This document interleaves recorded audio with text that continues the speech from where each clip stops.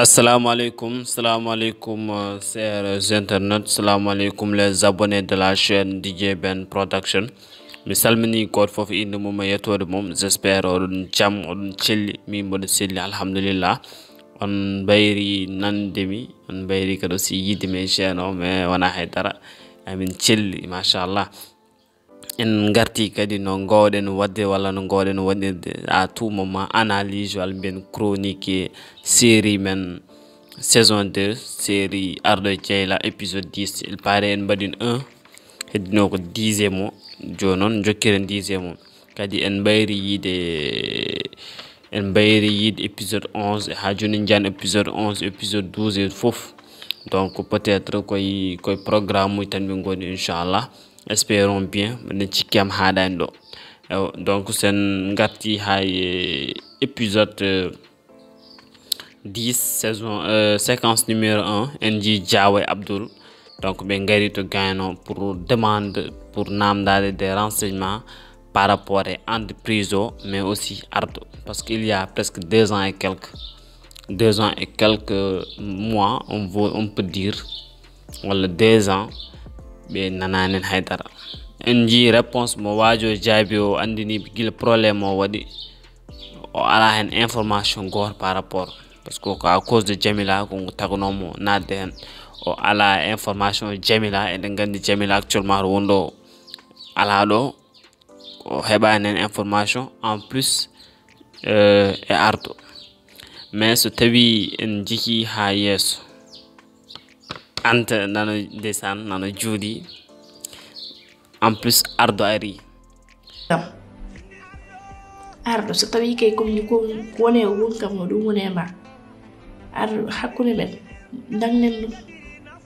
ko ɗum tan ñinmi mi yiɗaci ahan wona hakkude men ñinmi tan gona jam kallam. Ndeysaan gilli makko to tolle Ardo, parce que o muñi pour wadde feere. Bon, wala no solution holno waɗata haala Ardo gilli mum par rapport. Mais no Allah waɗa sutur Ardo ari o haalni ɗum o joddime Ardo o haalni o yaltini donc gilli makko o haali gilli makko par rapport e Ardo. Kadi franchement en ji konko ko haali o haali ko ɗo tan wawi hadde. Neɗɗo kam sa yiɗi neɗɗo mbaɗa tan ko arde kala gilli ma. Donc won teddeki fawro e ma ko heddi ko noon mo kalanta o Allah andi noon kañum holko jaboro ma. Mais en ji Ardo donc no heɓi pour ne jabom andinimo aussi faamimo dal, parce que wonno gilli andinimo gilli mo jogui e mumɗi wona konko tan wela waɗi ko Allah waɗi ɗum gilli hakkude neɗɗo e neɗɗo ɗum ko Allah waɗata ɗum te en ji eɗen gandi carrément sen ji ɗum ɗo tan en gandat carrément ɗum ɗo ko Allah waddi. ɓe ƴeewen Ardo holto ummi ala hayro woni konko nanni ɗum hen yi ha moment goto ha gilli mbaɗi hakkude kamɓe ɗiɓɓe. Ardo famminimo gilli ɗiɗon ko Allah waɗi wona konko tan wela waɗi ɗum. Kadi Ardo franchement mantimo, kadi settime makko moƴƴere wonde karesio wonde juulɗo andude haaju mum toujours konko wonton fanno Ardo haali mbaɗen Ardo ene jogui non probléme pour haalde ɗum, mais c'est fort probable haala parce que ko gorko ka jiɗowo ka jiɗereɗo. Donc Ardo andinimo kadi kañum won suko debbo goto mo hebno haaldude kadi famodire oɗon suko debbo woni holon Dieyla andinimo suko debbo goto mo yiɗi aɓe jiɗodiri. Donc wonko wonno hakkude mabɓe wawa finde jour, parce que il y a 2 ans ko nanani on o anda on holo situation woni. Donc o wawa finde o jaɓanamo. Kadi franchement Ardo ko waɗi ɗo ko waɗi neɗɗankagal tikki rigui wonɗo e andinimo wona ancam wona haydara, mais ko ɗum ɗon franchement konkone Anta o yira wawa famde ɗum parce que o anda histoire Ardo. O yiran Ardo ko niran o yiiri ɗum o anda Ardo ummi holko ardo wonno e dow mum donc enen aussi yewoɓe eɗen gandi carrément hakkunde ardo e Dieyla ittata ardo eɗen gandi ndeysan haydara anda ko alhaali Dieyla actuellement ni mais enen eɗen gandi Dieyla ko janfi ardo en jii kadi aussi no ardo ummiri yehi ni kadi Anta no waɗi réagir ni franchement ene yurmini ene dogna ɓernde en fait ene dogna ɓernde le fait que ngara kalna neɗɗo gillima donc wanma rejeté je vais dire franchement ne musime kadi aussi koye no ardo waɗi ni aussi koye neɗɗankagal jeeya mais sen puusi entre ardo et Anta ɗum kam après njoɓo dans les prochains épisodes ƴeewen hakkude mabɓe holno jogori waade sen puusi ha yeeso en jii kadi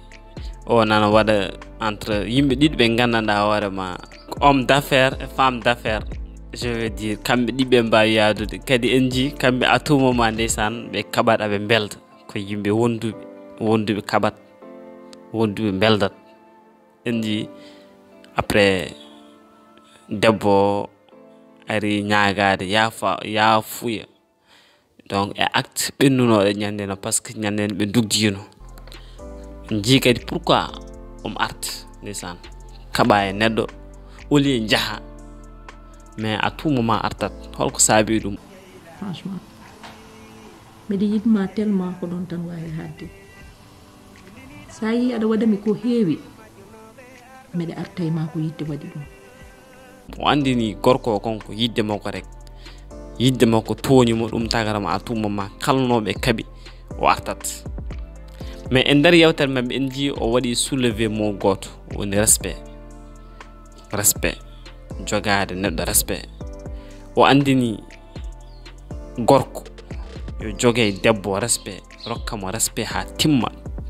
rokkamo fodde rokkamo teddungal o andini gorko debbo ene yiɗi respect ene yiɗi kadi faamede woni compréhension ene yiɗi kadi hollede yidde ene yiɗi kadi rokkede jaam o andini ɗum ɗo gorko tanka rek an aɗa wayeni debbo forcément debbo ma yiɗe ma teddine ma horsine so Allah lamɗo yanti hen kadi o andini gorko kalko wawno wadde ɗum o yaafimo ɗum ɓernum lamɗo ceer pourquoi gilli en jii e nder hen gorko jaabima kadi jaabima haala bakka fayida machallah andinima kadi donc debbo nan essayé change demo parce que alcool mo wonno konko yi ha moment goto o waɗi reconnaître carrément ɗum ɗo moƴƴani makko parce que debbo ko ɗum haɓonto ɗum haɓoro yo woppu ɗum kadi gorko machallah jaaɓi kadi franchement cela veut dire goto mabɓe foof nan change goɗɗo comme exemplaire uji hande mais debbo yi ha moment goto waɗi soulevé affaire de mariage hankadi vu que ɓe ɓoydi ɓe donc kamɓe jaltitu ɓe ɓoydi c'est fort probable hankkandi ɓe passe à l'action woni holo mariage donc ɗum ɗon kadi aussi vraiment ko hunde wonde fayide wonto yimɓe gonata so yi ha momma goto yo gumme on domaine ɓaade ene jiɗodiri yidde nde nan ɗon donc yo paye kadi goɗɗum donc debbo wi fof no wawi jogade donc an ala ko paɗɗa donc e nder série men Ardo e Dieyla saison 2 en paami kam franchement série o waɗata s'attarder autour de yidde e janfu ɓe so jiɗodiri hande ɓe ganan janfodira walla ɓe so jiɗodiri hande ɓe nan janfodira walla ɓeero nan janfodira par ce que en jii Dieyla janfima Ardo Fati Malik question mo pose min mon onon yeɓe série o donc so tawi Ardo yiki ha tini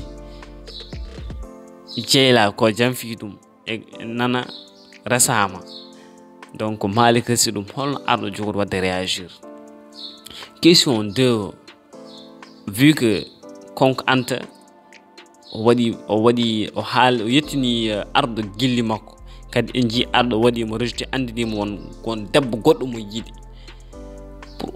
pour onon yeɓoɓe Ardo konke Anta holno jogori wurdude oɗo galle donc ko ɗiɗo deux question joguima onon yeɓoɓe franchement mi weltima donc kalko manki hen tan ko yam. Donc c'est votre frère Hajun DJ Ben Production. N'oubliez pas de vous abonner et de laisser des commentaires aussi. Ngopé des commentaires, vos suggestions et fouf kalko nyogi don ngopé. Dum don kal aussi ena wada ena taga affaire o kat be dal yaru ci yeso les suggestions. Donc n'oubliez pas de vous abonner. Hoto njikite wadde abonner hay saha goto. Mbade partager lien ji, mbadun abonner, mbadun activer cloche o. Inch'Allah rabbi. Donc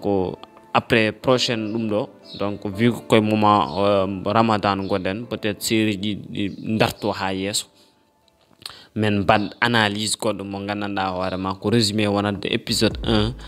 à 10 ndendinen baden dum donc yimbe be aussi be do famde mi salmini god fof inde mo yettor mum wassalam.